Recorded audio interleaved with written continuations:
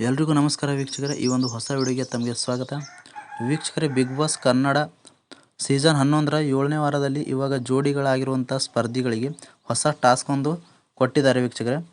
ಆ ಟಾಸ್ಕ್ ಏನಪ್ಪ ಅಂತಂದರೆ, ಪ್ರತಿಯೊಂದು ಜೋಡಿಗಳಿಗೂ ಒಂದೊಂದು ಹಲಗೆಯನ್ನು ಕೊಟ್ಟಿರ್ತಾರೆ ಮತ್ತು ಕೊಟ್ಟಿರುವ ಕೆಸರನ್ನು ತೆಗೆದುಕೊಂಡು ಹೋಗಿ ತಮಗೆ ಮೀಸಲಿರುವಂಥ ಒಂದು ಟೇಬಲ್ ಮೇಲೆ, ಆ ಒಂದು ಹಲಗೆ ಮೇಲೆ ಅದನ್ನು ಸಂಗ್ರಹಿಸಬೇಕಾಗುತ್ತೆ ವೀಕ್ಷಕರೇ.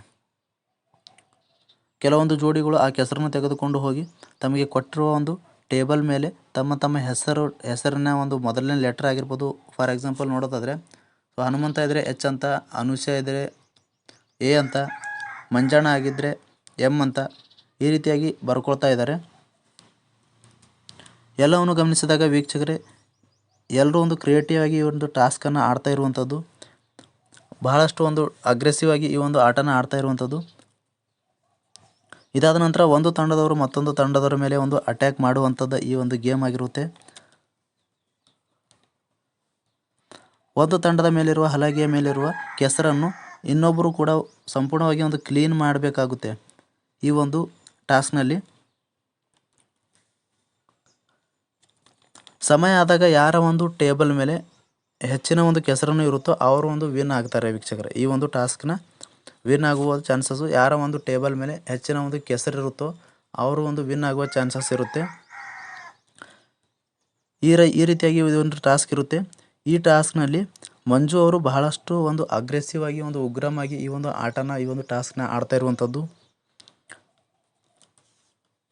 ಯಾರ ಒಂದು ಟೇಬಲ್ ಮೇಲೆ ಅತಿ ಹೆಚ್ಚು ಕೆಸರಿರುತ್ತೋ ಅವರ ಒಂದು ವಿನ್ ಆಗುವ ಚಾನ್ಸಸ್ ಇದೆ. ಈ ಒಂದು ಎಲ್ಲರೂ ಕೂಡ ಒಂದು ಕ್ರಿಯೇಟಿವ್ ಆಗಿರ್ತಕ್ಕಂಥ ಒಂದು ಟಾಸ್ಕ್ ಆಡ್ತಾ ಇರುವಂಥದ್ರಿಂದ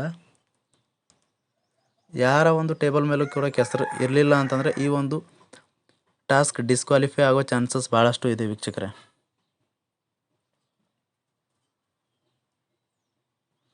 ಇದರಲ್ಲಿ ಅನುಷಾ ಅವರು ನಮ್ಮದೇ ಒಂದು ಟಾರ್ಗೆಟ್ ಮಾಡ್ತಾ ಇದ್ರೆ ಯಾಕೆ ಟೇಬಲ್ ಅಂತ ಅವರು ಒಂದು ವಾಯ್ಸ್ ಓವರ್ ಮಾಡಿರುವಂಥದ್ದು.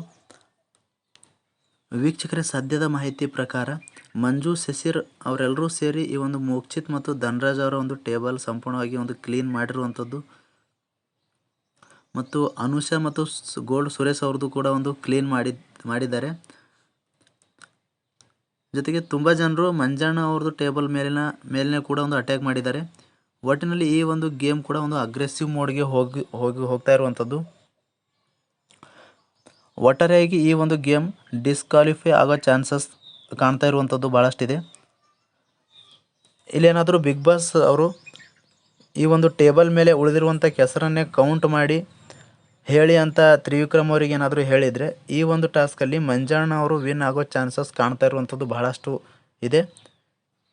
ಹೀಗಾಗಿ ಈ ಒಂದು ಬಿಗ್ ಬಾಸ್ ಸೀಸನ್ 11ರ ಈ ಒಂದು 7ನೇ ವಾರದಲ್ಲಿ ಈ ಒಂದು ಟಾಸ್ಕ್ ಬಹಳಷ್ಟು ಒಂದು ಅಗ್ರೆಸಿವ್ ಆಗಿರ್ತಕ್ಕಂಥ ಒಂದು ಬಹಳಷ್ಟು ಒಂದು ಕುತೂಹಲಕರ ಆಗಿರುವಂಥದ್ದು ಒಂದು ಗೇಮ್ ಆಗಿರುವಂಥದ್ದು.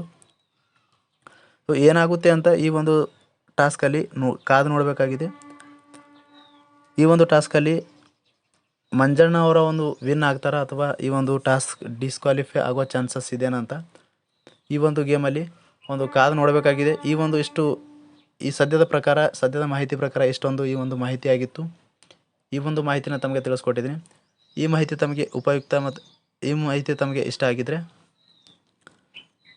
ಚಾನಲ್ಗೆ ಹೊಸದಾಗಿ ಯಾರಾದರೂ ಚಾನಲ್ಗೆ ನೋಡ್ತಾ ಇದ್ರೆ ಸಬ್ಸ್ಕ್ರೈಬ್ ಮಾಡ್ಕೊಳ್ಳಿ. ಮತ್ತು ಈ ಒಂದು ವಿಡಿಯೋಗೆ ಲೈಕ್ ಮಾಡಿಬಿಟ್ಟು ವಿಡಿಯೋ ನೋಡಿದ್ದಕ್ಕಾಗಿ ತಮಗೆ ಹೃದಯಪೂರ್ವಕ ಧನ್ಯವಾದಗಳು ಸ್ನೇಹಿತರೆ. ಮತ್ತೆ ಮುಂದಿನ ವಿಡಿಯೋದಲ್ಲಿ ಭೇಟಿ ಆಗ್ತೀನಿ. ಅಲ್ಲಿವರೆಗೂ ನಮಸ್ಕಾರ.